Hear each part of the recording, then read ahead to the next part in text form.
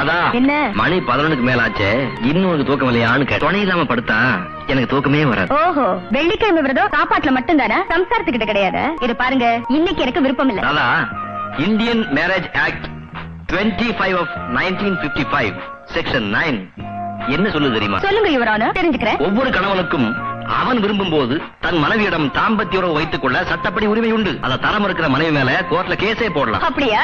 Indian penal code 105 of 1860 section 375 என்ன சொல்லுது தெரியுமா? கணவனாகவே இருந்தாலும் மனைவியின் விருப்பத்துக்கு மாறாக அவன் மனைவியிடம் பலாத்காரமாக தாம்பத்திய உறவு வைத்துக் கொண்டால் அதுவும் கற்பழிப்பு என்றே சட்டப்படி கருதப்படும். அதற்கு அதிகபட்ச தண்டனை 7 ஆண்டு கடுங்காவல். யார்கிட்ட கதை விடுற?